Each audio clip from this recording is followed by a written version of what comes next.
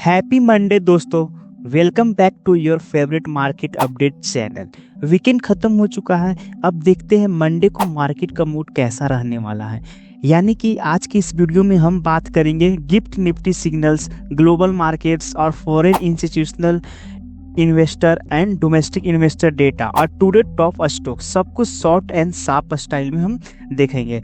तो सबसे पहले हम बात करते हैं gift Nifty is trading around 25,803, almost 96 point down, means 0.37% from the previous close. यानी कि मार्केट की ओपनिंग थोड़ी फ्लैट टू स्लाइटली नेगेटिव हो सकती है, लेकिन याद रखिए ओपनिंग से ज़्यादा इम्पोर्टेंट होता है पोस्ट ओपनिंग ट्रेंड, यानी कि जो वॉल्यूम्स और सेंटीमेंट डिसाइड करते हैं।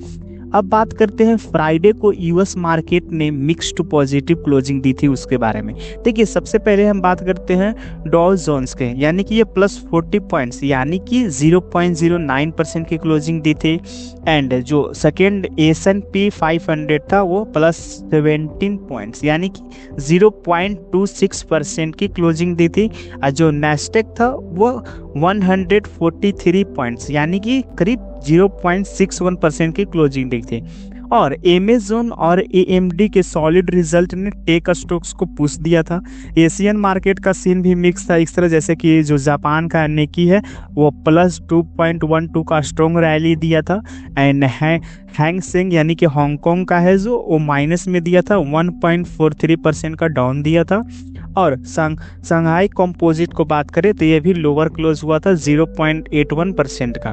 तो ऐसे में जापान स्ट्रॉन्ग था, बट चाइना में थोड़ी प्रॉफिट बुकिंग चल रही है। अब हम बात करते हैं क्रूड ऑयल प्राइसेस के बारे में, यानी कि क्रूड ऑयल प्राइसेस गिरकर $60.8 बैरल तक आ गए, जो इन्फ्लेशन और इंडिया के इंपोर्ट बिल दोनों के लिए पॉजिटिव न्यूज़ है। यूएस बॉन्ड यील्ड्स भी 4% के आसपास स्टेबल है। इसका मतलब कि जो फॉरेन इन्वेस्टर की हम बात करें, इनफ्लो के चांसेस बढ़ रहे हैं। डॉलर इंडेक्स 99.7 पर थोड़ा स्ट्रॉन्ग है। और गोल्ड सेफ हेवन डिवाइन में भी अभी स्टेबल है। अब हम बात करते हैं फ्राइडे की जो क्लोज हुए थे इंडियन मार्केट, उनके बारे में रिकैप करते हैं। देखिए फ्राइडे को इंडियन मार्केट में थोड़ा प्रेशर था, यानी कि जो निफ्टी 50 था वो 25,722 यानी कि करीब -155 पॉइंट्स, जो कि होता है 0.60 लोअर में ये क्लोज हुआ था। और सेंसेक्स भी कुछ 83,938 यानी कि -465 पॉइंट में क्लोज हुआ था, यानी कि -0.55%। अब बैंक निफ्टी भी कुछ इसी तरह डाउन में ही क्लोज हुआ था, जो कि 57,776 था, जिसमें -254 पॉइंट्स का दिखा गया था डाउन। और सेलिंग देखी गई मेटल, पावर और IT स्टॉक्स में, यानी कि इंफॉर्मेशन टेक्नोलॉजी में। लेकिन PSU बैंक्स ने 1.5% की सॉलिड रैली के साथ मार्केट को सपोर्ट किया था। अब देखिए जो 31 अक्टूबर को जो फ्राइडे को फॉरेन इंस्टीट्यूशनल इन्वेस्टर थे वो 6,728 करोड़ की सेलिंग की थी, जबकि डोमेस्टिक इन्वेस्टर थे जो वो 6,889 करोड़ की बाइंग की थी। मतलब फॉरेन इन्वेस्टर अभी भी प्रॉफिट बुकिंग मोड में हैं, बट डोमेस्टिक इन्वेस्टर मार्केट को संभाल रहे हैं।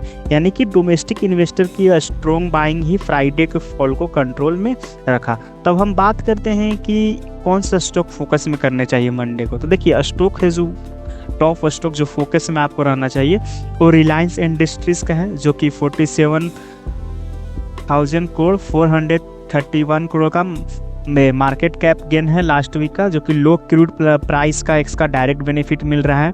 और SBI and PSU bank sector अभी भी स्ट्रॉन्ग मोमेंटम में, यानी कि SBI ने 30,000 करोड़ 91 करोड़ का मार्केट कैप जंप किया।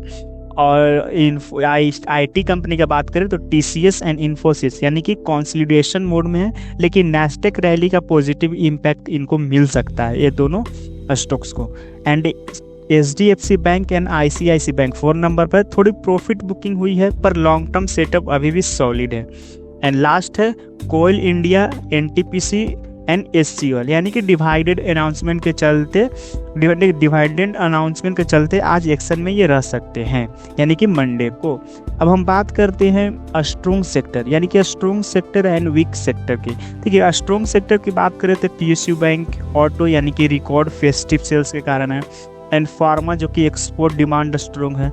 एंड वीक की बात करें तो IT एंड मेटल्स थोड़ा पॉज फेज है, लेकिन लॉन्ग टर्म में पॉजिटिव आउटलुक हम देख सकते हैं।